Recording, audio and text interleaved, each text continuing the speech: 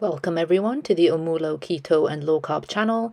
Today I'll be making an easy, simple and fast recipe for Millionaire's shortbread. So straight into the ingredients. Today my shortbread will have 3 layers, so straight into the first layer.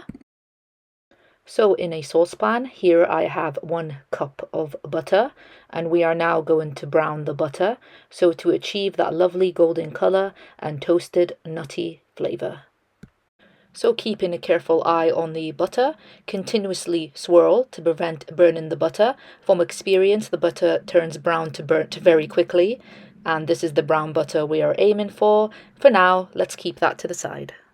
Now I'm going to use a frying pan, and we will need 1 cup and a half of coconut flour with a dash of salt.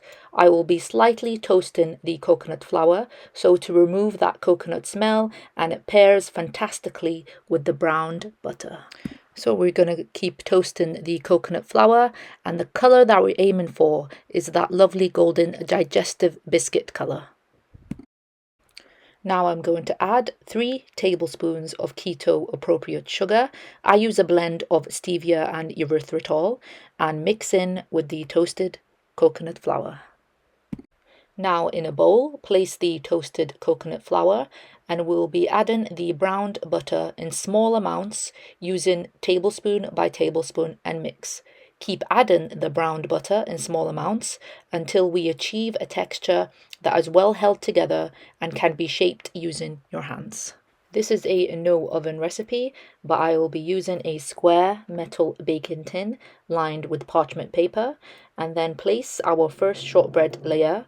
And to create an even more stable layer for the shortbread, I am going to place a parchment paper on top, and using a potato masher, apply gently some pressure to create that extra solid base. I live in a cold climate, so I'm just going to leave the first layer by the side. However, if you're in a warmer climate, it's best to place it in a fridge or freezer while we're preparing our next layer. Onto the next layer. In a saucepan, on a hob, place 1 cup of double cream and a half a cup of keto appropriate sugar, and we're going to mix until a caramel color forms. And this is the desired color and texture that we are aiming for. I am now going to add 1 cup of roasted peanuts. I actually roasted these peanuts in the air fryer for that little extra crunch, and then mix into the caramel mixture. Now our second caramel layer is ready to place onto the base shortbread layer. You will notice that it sets rather quickly if you are in a colder climate.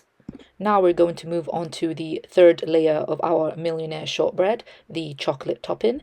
Here I have a cup of 90% of dark chocolate, which I will melt in the microwave. Our melted chocolate is now ready to place on top of the caramel layer. Work quickly to make sure it fully covers the second layer because the chocolate sets rather quickly. Now place your Millionaire shortbread in a colder area or even fridge and freezer for the chocolate to fully set. When set, our Millionaire shortbread is now ready to remove from the square tin. You can see how it keeps its shape with that lovely biscuity bottom layer. I am going to cut mine into that classic square pieces. You can hear that great crunch. Our Millionaire shortbread is now ready. It looks great. It tastes even better. It's kept its shape, as you can see. It has that lovely crunch when you bite into it. It tastes great with a cup of tea or coffee. It's truly one of my favorite and easiest recipes. Please try it out and let me know. For my shortbread, I actually keep it in a metal tin to keep that freshness.